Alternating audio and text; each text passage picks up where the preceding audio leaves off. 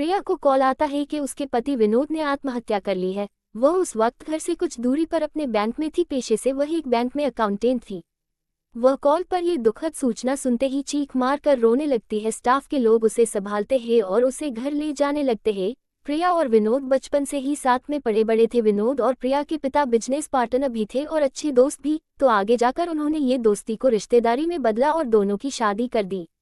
विनोद अपने पिता और ससुर के साथ ही बिजनेस में हाथ बटाता था।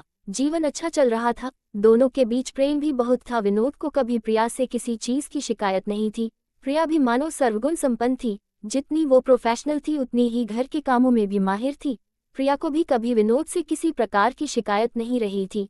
प्रिया के जितने भी स्टाफ मेंबर्स थे सभी ये सोच रहे थे कि ऐसा क्या हुआ जो विनोद ने ये कदम उठाया। विनोद को सभी लोग अच्छे से जानते थे। वह बहुत ही हंसमुख और मिलनसार आदमी था। वह कई बार प्रिया को लेने उसके बैंक आया करता था। सभी से उसके अच्छे संबंध थे। फाइनेंशियली भी दोनों को कोई प्रॉब्लम नहीं थी, न किसी से झगड़ा, न किसी प्रकार का कोई गलत शो। फिर आखिर ऐसा क्या हुआ कि उसे ये कदम उठाना पड़ा? सभी लोग रास्ते भर यही सोचते रहे। घर आ जाता है। घर पर पास आस पड़ोस के लोगों की भीड़ लगी हुई थी। घर के अंदर विनोद के पिता आनंद एक कोने में बदहवास बैठे हुए थे और विनोद के ससुर हरीश उन्हें संभालने का प्रयास कर रहे थे। विनोद के पिता को जो कुछ हो रहा था उस पर यकीन हो ही नहीं रहा था। वो बार बार कह रहे थे, देखना ये विनोद हमेशा ऐसा ही अजीब मजाक करता है, देखना हरीश भाई अभी उठेगा। वह बार बार ये बात कहते और चुप हो जाते।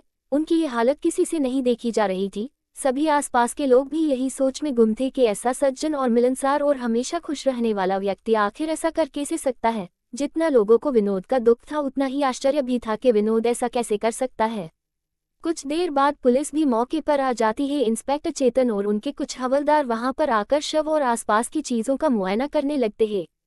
विनोद के सर में गोली लगी थी और पिस्तौल उसके हाथ में थी। पुलिस आसपास के लोगों से भी पूछताछ करती है।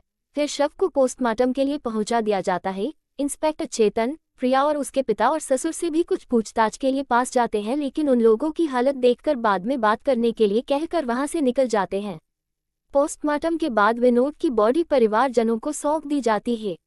आनंद जी ने कभी नहीं सोचा था कि जिसको इतने लाड प्यार से पाले में खिलाया था एक दिन उसकी अर्थी उनको जीते जी उठानी पड़ेगी। सारे विधि विधान से विनोद का क्रियाकर्म कर दिया जाता है। एक तरफ आनंद जी को संभालना मुश्किल हो रहा था, दूसरी तरफ प्रिया तो मानो जिंदा लाश की तरह हो गई थी। वो ना तो कुछ खा रही थी, ना ही किसी से कोई बात कर रही थी, मानो अंदर ही अंदर पूरी तरह से टूट चुकी थी। हरीश जी को एक तरफ तो अपने दामाद के खोने का दुख तो था ही, साथ ही अपनी बेटी और अपने मित्र का दुख भी उनके लिए दुखों के पहाड़ की तरह था। लेकिन वही उस घर में वह व्यक्ति बचे थे जिन्हें सबको संभालना था। अगला दिन सभी लोग घर में बैठे हुए थे। प्रिया की हालत में अभी तक कोई सुधार नहीं था। उसने कल से एक अन्न का दाना अपने हलक से नीचे नहीं उतारा था। आनंद जी का भी करीब करीब यही हाल था, उनको भी कोई होश नहीं था। तभी घर की डोरबेल बजती है। हरीश जी गेट खोलने आते हैं। गेट पर इंस्पेक्टर चेतन अपने हाथ में पोस्टमार्टम रिपोर्ट लेकर खड़े थे। हरीश जी उन्हें अंदर बुलाते हैं। अंदर आकर थोड़ी देर चुप रहने के बाद वो सबको संबोधित करते हुए कहते हैं, मुझे पता नहीं ये सही वक्त है या नहीं, लेकिन ये बात आप लोगों बताना मेरा फर्ज है। जितना हमारी इन्वेस्टिगेशन है उससे पता चला है कि विनोद को शराब या किसी भी नशे की कोई आदत भी नहीं थी। लेकिन मैं जो कुछ अब आप लोगों को बताने जा रहा हूँ वो जानकर आपको हैरानी होगी। विनोद की जो पोस्टमार्टम रिपोर्ट आई है उसमें ये पाया गया है कि उसकी मौत वाले दिन उसने शराब पी थी, वो भी बहुत अधिक मात्रा में। और दूसरा रिपोर्ट से ये भी पता चला है कि उसके हाथ पर कुछ नाखूनों के निशान भी थे जो इस चीज की तरफ शक पैदा कर रहे कि उसकी मौत वाले दिन उसकी किसी से किसी झड़प हुई थी जिसकी वजह से उसके हाथ में ये निशान थे। वैसे तो इन दोनों वजहों से हम ये कंफर्म नहीं कह सकते, लेकिन हमें शक है कि विनोद ने आत्महत्या नहीं उसका मर्डर हुआ है।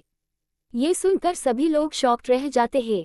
इंस्पेक्टर चेतन आगे बताते हैं, मैं आप लोगों को यहाँ पर ये बताने आया था कि हमें इस केस में किसी की साजिश लग रही है, तो आप लोगों को सलाह दी जाती है कि जब भी आप में से किसी को भी शहर से बाहर जाना हो तो पहले पुलिस स्टेशन में सूचना देनी होगी। साथ ही जब भी पुलिस स्टेशन बुलाया जाए पूछताछ के लिए तो आप लोगों को आना होगा। आप लोगों को किसी पे शक है तो आप हमें बताएं। साथ ही विनोद के दोस्तों और रिश्तेदारों की भी हम लोगों को पूरी जानकारी चाहिए।